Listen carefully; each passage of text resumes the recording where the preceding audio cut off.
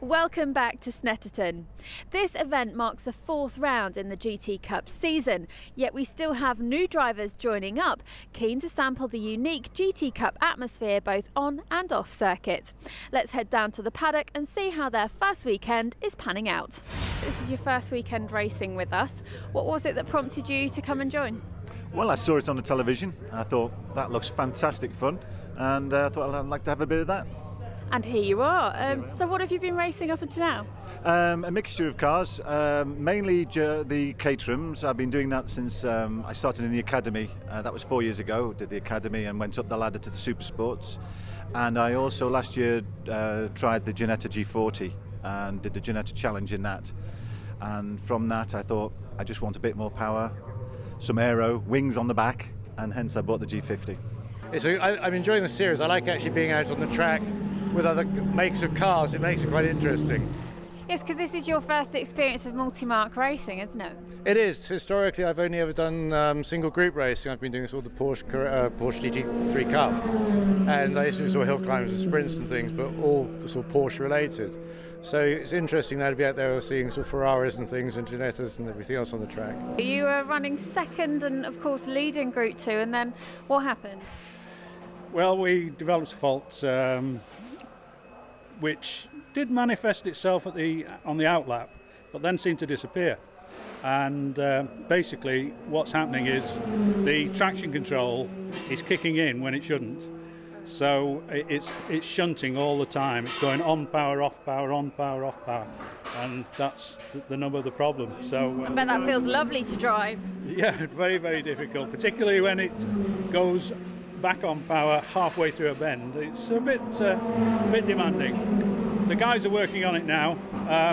It's definitely traction control. We've downloaded the map, and it's definitely caused by that. We did think it might be something to do with the pressure switch on the pressure sensor on the sequential gearbox, but it's not.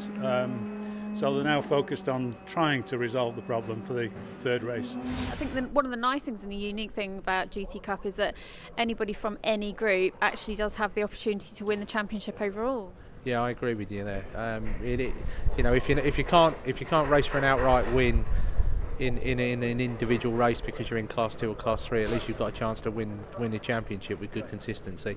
And I think that is an attraction to the championship. It is important. I mean, you do set out to win prizes, and you know, if you can, all the better. Well, here we are down on the grid, ready to start the final race of the day. As usual, we've got some beautifully turned out cars here, ready to race. Starting on pole position, it's our race 1 and race 2 winner, Derek Johnston. Can he make it 3 in a row? You'll have to find out. Here's Ben Evans in the commentary box. So will it be a clean sweep then this weekend for Derek Johnston? Of course, this is hot on the heels of clean sweeps in the 2 previous rounds, so Johnston would like to make it the third drive to do just that. So this is how they line up with then Johnston in pole position, Pete Small alongside them on the front row, and then really it's anybody's race in Group 3. Colin Broster, Chris Bentley and Mark Cowan. John Saunders, unfortunately unable to take the start. Mechanical issue has forced him into the pits. So the cars then forming up, ready for the rolling start. And Derek Johnston, you would expect, should be able to streak clear in the Ferrari, but it's going to be anybody's race. And Broster's looking feisty, isn't he, in that green machine as they surge up towards Richards for the first time. And Colin Broster, having lined up for the inside run, in the end has to settle for third position, although knowing Colin, I don't think settle is going to be quite the operative word. So snatch your break then is Derek Johnston, the race leader, as Pete Smallwood tries to keep him honest, and then he's got Colin Broster already snapping at his heels with Chris Bentley and Mark Cowan in fairly close pursuit as they turn through Palmer for the first time, running over those low-lying curves, accelerating then on towards the hairpin at Agostini. This probably plays into hands a little bit of the 2 Porsches chasing the Ferrari, and just a little bit of chattering from Colin Broster. He's really up for it in this race, isn't he? He's pushing very hard in the early stages as he latches himself onto the tail then of Pete Smallwood, with Chris Bentley still not too far back in his Porsche, and then also Mark Cowan as well, showing strongly in the early stages through Hamilton then, and almost sliding the rear of his car, Colin Broster. Smallwood though a little bit more circumspect with his line, just keeping the car very steady and precise, and that's enough to keep him in second position for the moment. It's enabling Derek Johnson, though, just to make good his escape at the front of the field, because Smallwood is, by necessity, having to pay more attention to what's going on in his rear-view mirrors rather than his windscreen, and that's enabling Derek Johnson just to pull out a slight opening in the early stages of this race, then accelerating along the Bentley Straight on towards Brundle and Nelson. Corners formerly known as the S's, and then onto the one corner that was really left untouched by the 2011 modifications to Snetterton. That is the bomb hole. Here they come now, then through the quick cambered right-hander, they squirt out the bomb hole on towards Coram Curve, which tightens increasingly on the drivers. Here we see it now as Pete Smallwood has to get on the brakes nice and early to set the car up for Murray's, which is crucial for the run along the centre straight on towards Richards. If he gets that wrong, then Colin Broston will be right on his tail, looking to force his way through. Chris Bentley just a little bit offline at Murray's, but he will be able to get the power down along the centre straight as Broster is right under the rear spoiler here of Pete Smallwood. They accelerate on towards Richards. Through the quick right-hander they come, and Broster's looking very good here for a run on Smallwood as they accelerate on towards the hairpin of Montreal, and Broster looks to the inside of Pete Smallwood and he goes through. He snatches second position. That's a really nice move there from Colin Broster. He set it up at Murray's. He carried the speed along the centre straight through Riches and was able to force the opening on the way into the hairpin at Montreal. So now that Colin Broster is through, will he be able to pull away here from Pete Smallwood, or has Smallwood got an answer in retaliation? I would suspect that Smallwood's going to stay on his tail here as they arrive into the hairpin at Agostini. He does just that. So Colin Broster, nice smooth progressive turn of the steering wheel, navigates him out of the left-hand hairpin at Agostini. They accelerate onto the quick left-hander at Hamilton.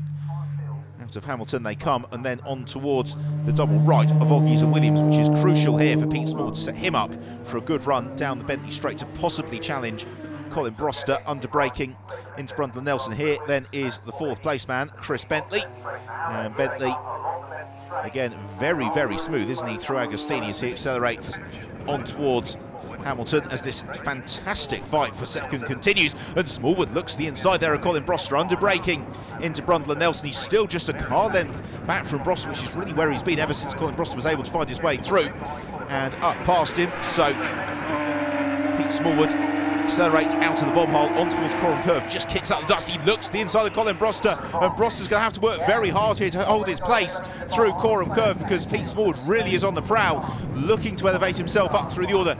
He closes in again through Murray's onto the tail of Broster. Broster then plants his right foot, looks to accelerate away as Mark Cowan continues to put together a very strong drive here in fifth position, again improving his lap times considerably to where he was in the second race. It was almost side by side through Riches. Now the battle for second position, and Pete Smallwood is trying every which way to get past Colin Broster, and Colin Broster is showing that driven in the right hands, a Porsche could be roughly the same width at the Snetterton 300 circuit, and that Pete Smallwood is finding absolutely no way through past Colin Broster. And perhaps that's not really a surprise, because Colin is a wily campaigner, has been racing Porsches for many, many years, and as a result it is very difficult for Pete Smallwood to look for that opening, although he does just cover the inside line there into the hairpin at Agostini. Now Smallwood's got a good run here on Broster. Broster's going to have to defend into Hamilton because Smallwood draws alongside. They accelerate into the quick left-hander. Around the outside swoops Colin Broster. He holds his place. The Coram was bouncing on the suspension. Colin Broster is asking an awful lot of questions